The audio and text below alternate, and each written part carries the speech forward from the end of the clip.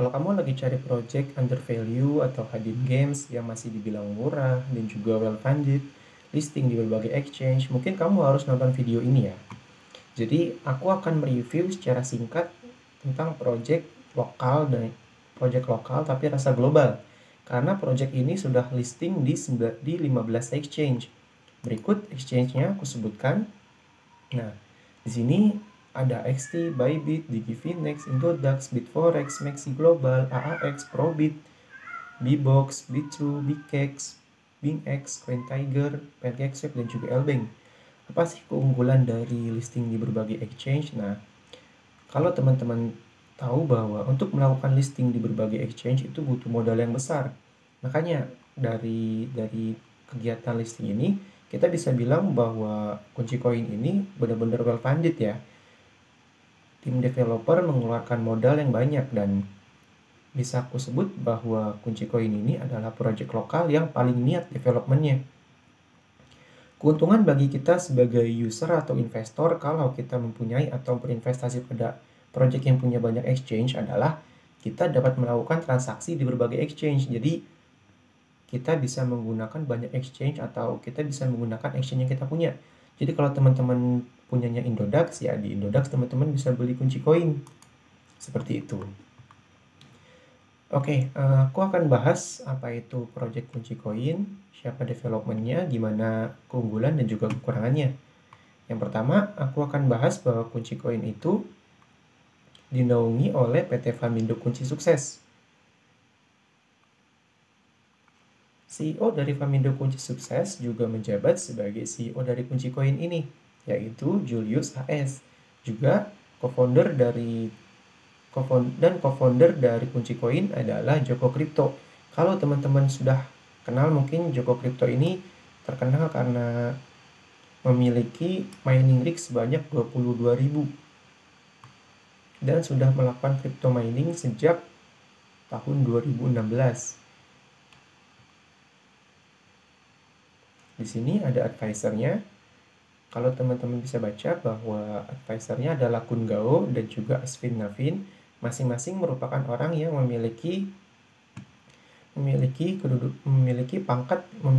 masing-masing merupakan orang yang juga menjabat di berbagai proyek ya, baik itu non kripto ataupun kripto. Di sini ada Ashwin Navin yang merupakan co-founder dari BitTorrent atau token BTT.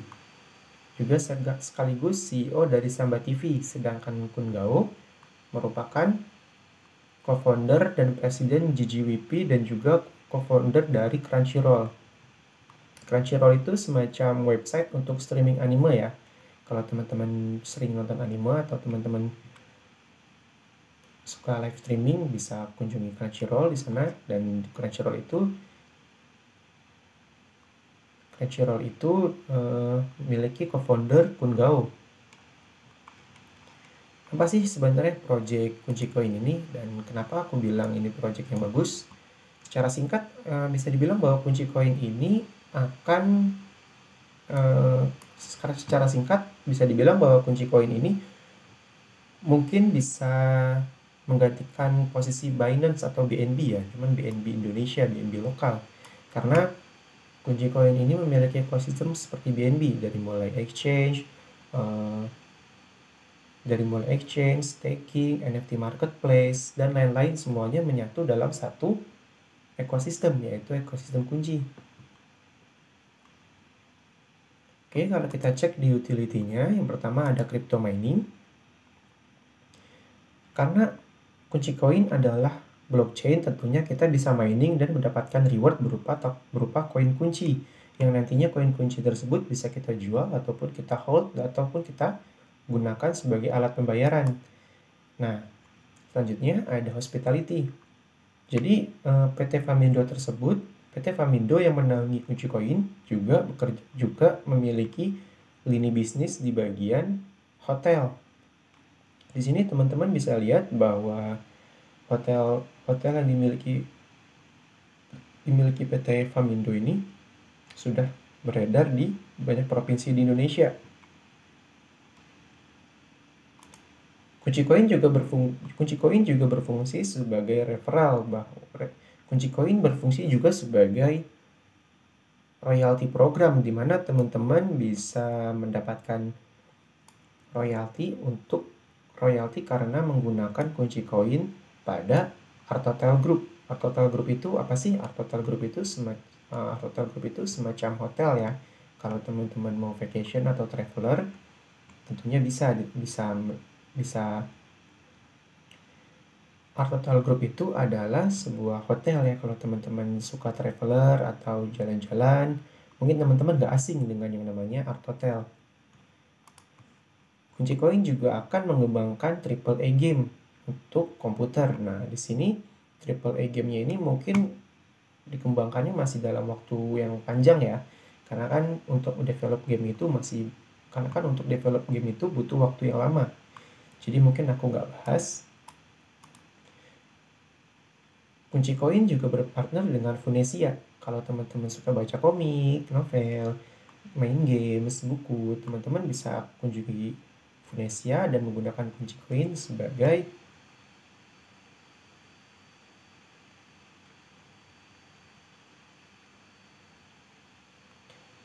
sebagai alat transaksinya.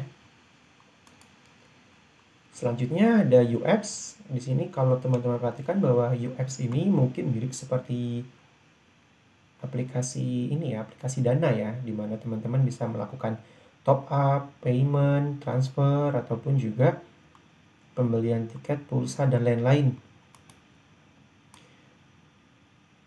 Ini kunci koin juga nggak cuma sebatas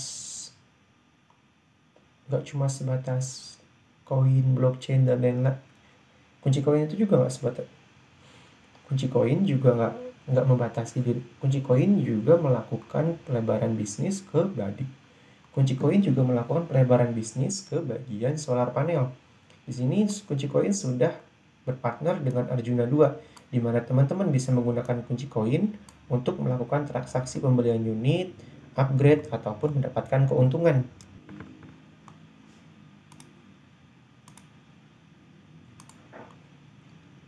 Selain solar panel, selanjutnya ada IoT. IoT adalah Internet of Things, di mana IoT ini berfungsi kalau teman-teman melakukan remote atau melakukan monitoring terhadap alat-alat selain Android. Jadi kalau teman-teman menggunakan, contohnya adalah smart house dan lain-lain. Tentunya segala transaksi dari ekosistem di IoT ini akan menggunakan kunci koin sebagai alat pembayaran. Ada juga NFT Marketplace, di mana teman-teman bisa melakukan transaksi jual beli NFT. Saat ini teman-teman bisa mengunjungi kunci NFT. Teman-teman bisa mengunjungi kunci NFT untuk melakukan transaksi ataupun lihat-lihat dulu ya. Kalau misalkan teman-teman mau, di sini teman-teman bisa mengunjungi kunci NFT kalau teman-teman mau mencoba mempelajari tentang NFT dari kunci koin.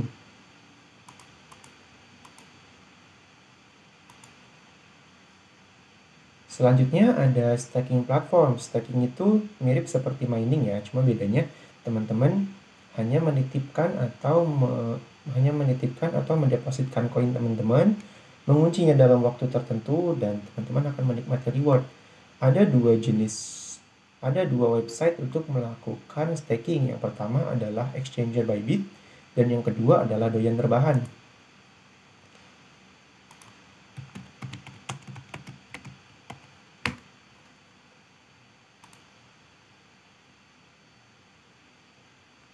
Nah, di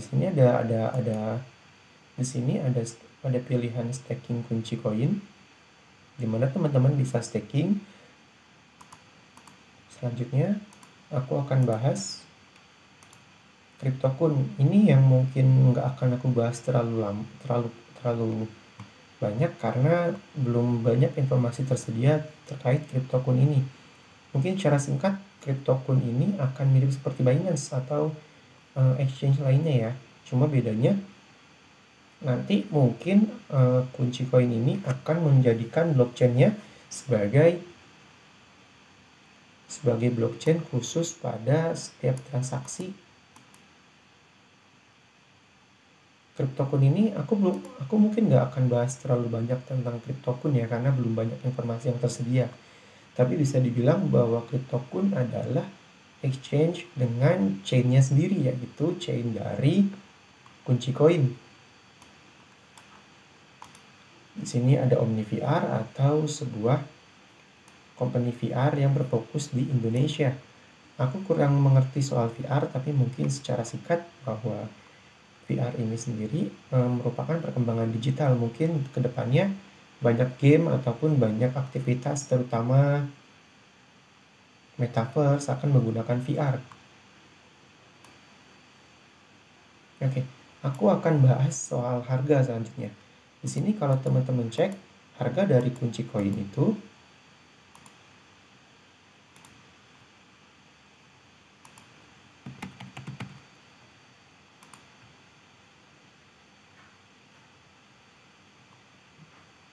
harga kunci koin berkisar 0,03 dolar, atau kalau kita hitung menggunakan kurs rupiah itu sekitar 500 rupiah.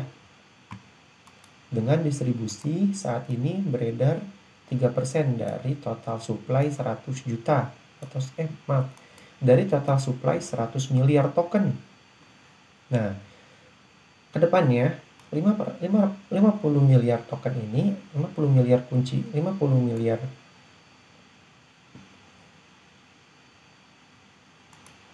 selanjutnya aku akan bahas harga dari kunci koin. Kunci koin ini saat ini menduduki harga sekitar 0,03 dolar, atau kalau kita jadikan kurs rupiah itu sekitar 500 rupiah. Dengan distribusi jumlah supply sebanyak 10.000, dengan distribusi jumlah supply sebanyak 100 miliar kunci koin. 50 miliarnya akan dirilis untuk 50 miliar diantaranya akan dirilis untuk reward staking, dan juga 50 miliar lainnya akan digunakan secara bertahap untuk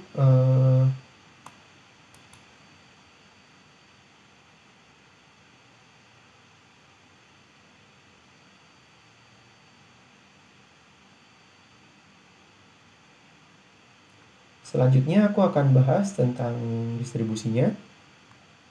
Distribusi kunci koin ini berada di sekitar distribusi kunci koin ini tokenomic.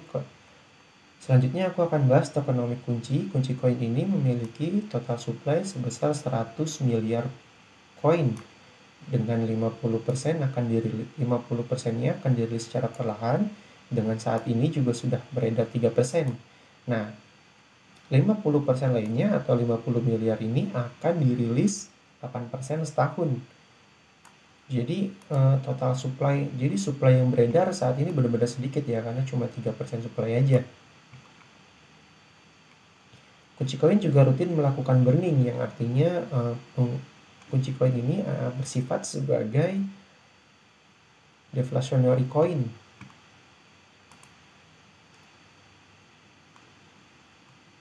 Ini ada BSC scan-nya, di mana teman-teman bisa lihat ada 107.000 wallet yang menyimpan kunci koin.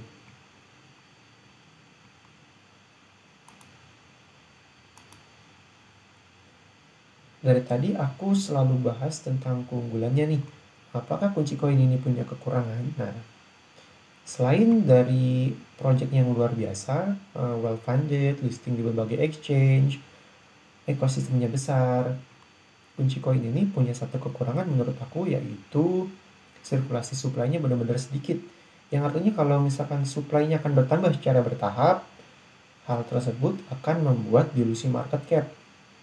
Yang artinya dilusi itu akan membuat jumlah supply bertambah. Tapi kalau jumlah supply bertambah tidak dibarengi dengan permintaan dari pasar yang banyak, harga akan jalan di tempat. Bahkan jika permintaan pasar turun, mungkin harganya bisa lebih turun lagi. Tapi aku yakin bahwa hal ini sudah dipertimbangkan jauh-jauh hari oleh developer dan timnya, karena developer dan tim ini membangun kunci koin ini dengan benar-benar matang.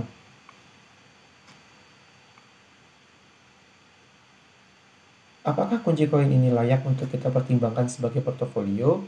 Kalau menurut aku iya, karena kapan lagi kita semua bisa mendapatkan project lokal yang well funded, yang listing di berbagai exchange, juga building atau juga developmentnya ini besar-besaran, punya banyak ekosistem, sedangkan harganya masih murah. Di sini kalau teman-teman lihat juga bahwa kunci koin itu sudah verified di Twitter dan juga di Telegramnya. Untuk melakukan verified ini tidak mudah loh. Terakhir aku mau sampaikan juga